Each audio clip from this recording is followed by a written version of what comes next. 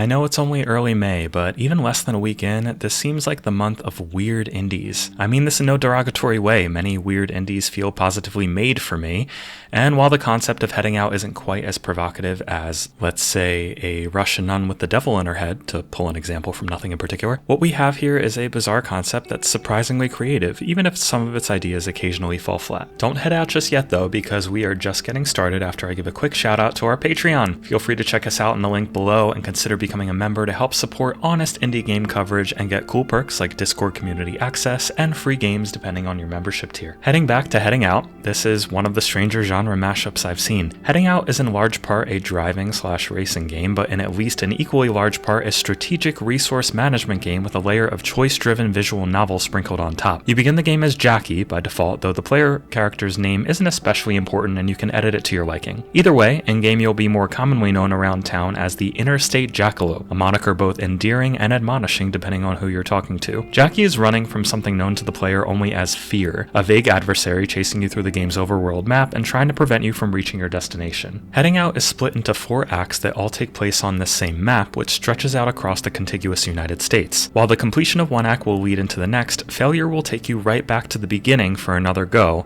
while randomly generating both your final destination and the events that can take place on your route there. In each act, your goal at this destination is clear. Find and challenge the greatest racer alive, and learn in the process that perhaps things in this world aren't quite what they seem. For better or worse, Heading Out's plot is designed to cater to you, the player. In the beginning of each act, you'll answer a few questions about yourself, like what your relationship status is, what's your greatest regret, and how you would describe your first love. This will affect some dialogue choices and the topics of occasional radio broadcasts that you'll be hearing a lot of during the game, but I say for better or worse because I don't think this approach to storytelling ever quite comes in for the landing. Yes, certain elements of the game's randomly placed snippets of plot will reference the answers you give, but it all feels a little too disjointed and on the nose to really leave an impact. The other pieces of Heading Out's plot are in a similar position, even if I did ultimately like the way the events unfolded. In the overworld, you pick the path to your destination via a choice of branching interstate highways, which are littered with story sequences mostly showcasing the more cynical, downtrodden sides of this alternate history America. I say alternate history because it was never fully clear to me when the game takes place, as it initially alludes to a civil war in Canada and the closing of the Mexican border, while taking place far enough in the past to have mostly been inspired by road movies from the 70s. But its depiction of America, without spoiling anything, frequently takes on a more jaded tone with brief hints of magical realism a la a slightly clumsier Kentucky Route Zero. The events you stumble across are more like slice-of-life vignettes than pieces feeding into an overarching plot,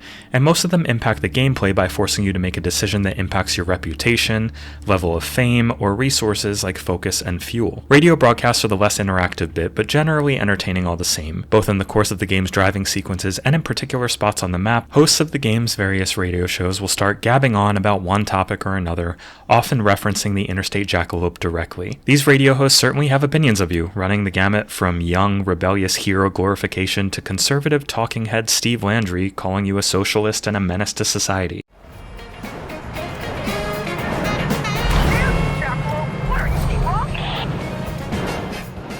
These radio shows are voiced well and reasonably compelling, as are the narrations of various events throughout the game, but I have to point out one character who drove me absolutely crazy every time she spoke, and that's Riley from the radio station called Rainbow Revolution. I genuinely can't tell if this was intentional, but Riley is the single most unlikable, obnoxious, and painfully unfunny character I've come across in a game in years.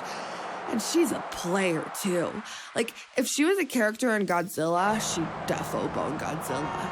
She's that one friend we all had in high school that never really grew up and spends all her time and energy trying to find ways to be the center of attention, telling super exaggerated stories about how much of a badass she is, and doing things like calling herself such a deep person, going on about how nothing scares her, and using phrases like om nom nom as if they're the funniest thing imaginable. Some of her lines of dialogue are so butthole puckeringly cringeworthy, if I can just invent an adverb for a second, that I found it really hard to keep from skipping the broadcasts entirely. Lines such as, "I'm super duper likable.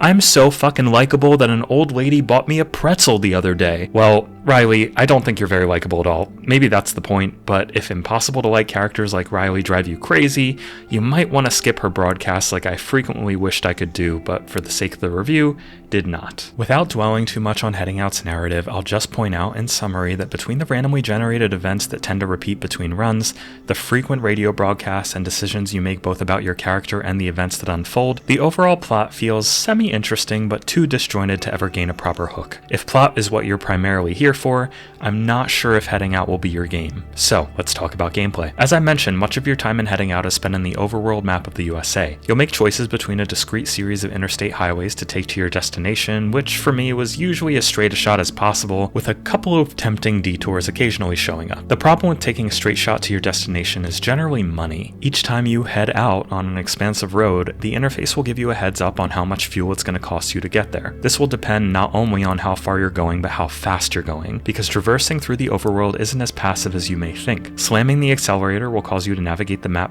faster and faster, albeit consuming much more fuel and increasing your wanted level if you happen to be speeding. The higher your wanted level in a given state, the more likely the occasional police icon that shows up on the map will take notice of you and attempt an arrest, resulting in one of the fully 3D racing events requiring you to haul ass away from some fairly aggressive cops. You might wonder, what is the point of speeding on the overworld map if it attracts so much unwanted attention? But you'll learn quickly in Heading Out that time is of the essence. The fear that's chasing you manifests itself as a series of red veins infecting the highways you came from, and you'll always know how many hours away it is from catching you. And you'll want these hours to do something other than just driving. You may need time to rest in a city you stumble across to regain your focus. You might need to get your car repaired or else risk it breaking down and ending your run. Or a random event could require you to wait an hour or more to progress. The collection of resources to manage and risk-reward mechanics to engage in Heading Out is arguably the most compelling piece of it. While the first two acts on the balanced difficulty setting felt a little too easy to make these decisions matter much, starting in Act 3, careful resource management was required if I hoped to make it to the end, and any opportunities to make money needed to be taken in order to ensure I had as many options as I could going forward. Making money comes in a few forms in Heading Out, including random events and delivering packages from one city to another, but the most reliable one by far is the racing events. These will take you out of the overworld and onto the vast stretches of highway themselves, racing 1 to 3 other cars at a time and earning more money the closer to first place that you are. While many aspects of Heading Out's overworld design do a commendable job of merging a narrative focus with resource management,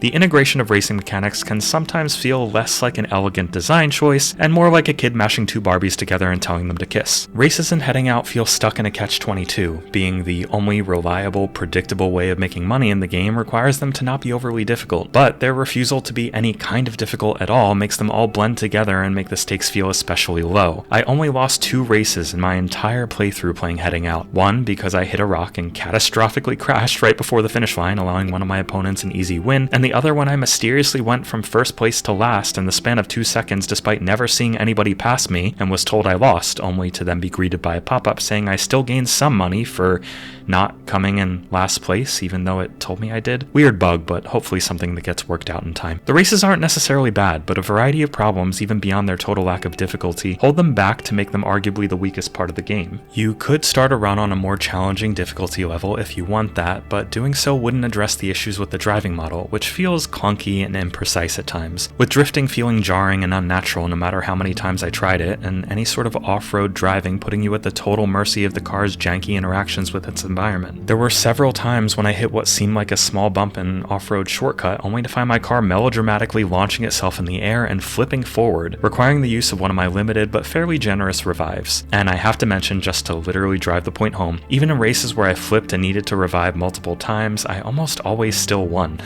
Not only does this lack of difficulty lower the stakes considerably, but as the game went on, many of the races, police chases, and driving sequences felt more like a chore I needed to get through to keep playing, rather than parts I actually looked forward to. The one exception I found was the traffic stop event, which typically requires you to choose between waiting a couple of hours in the overworld for traffic to clear and risk your fear getting too close, or trying to physically slip your way through it on the ground. I definitely preferred playing these events because it was fun to weave myself in and around traffic, trying to get through as many stopped cars as possible without hitting them. There was definitely a hefty dose of risk here too, as too many crashes can severely impact your car's condition and risk a failed run, and the handling here is just as finicky as in the racing events. But it was still a pretty good time, and more often than not worth the risk, even if it didn't quite redeem the more car-centric portions of the game. It's worth mentioning too that some of the resource management mechanics come into play during racing in surprisingly clever ways.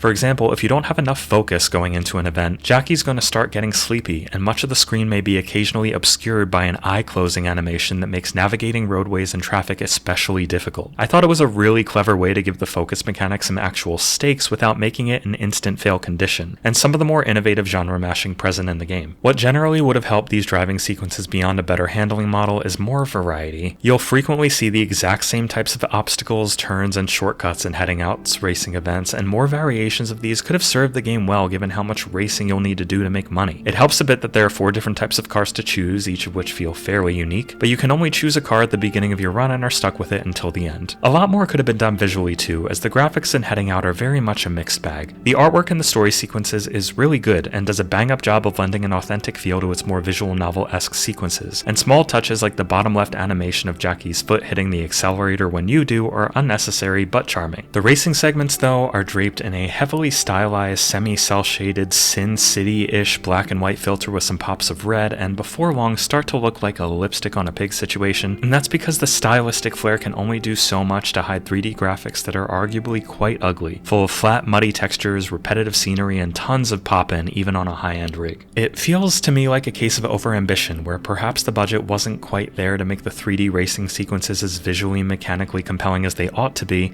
but I personally would have preferred the racing sequences to take on a lower fidelity 2D top-down perspective if it meant the handling and visual variety could get a little more care. With how rough it looks, I'm surprised it takes as much as it does to run too. Steam Deck performance is decent enough, holding a locked-ish 50 FPS at medium settings, but I've seen better looking games run much more smoothly on Valve's handheld, and was disappointed that it took as much compromise as it did to get a stable frame rate here. Still, it's very much playable, and my die-hard desire for a locked 60 FPS is, perhaps, little more than me being a brat. Sound design in Heading Out is pretty great all around though, as in addition to the solid voice acting, the music overlaying the racing events was pretty good and occasionally even got stuck in my head.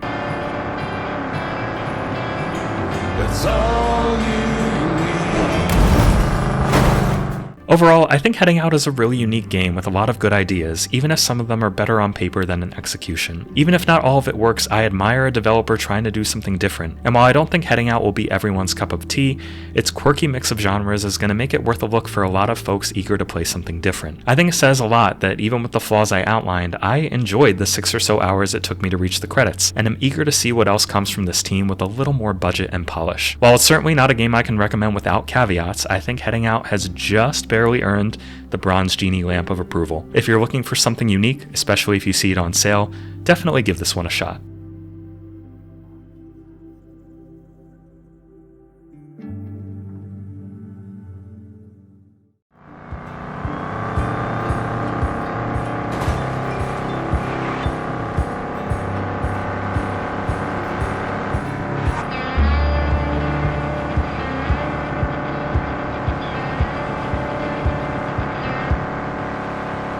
It's all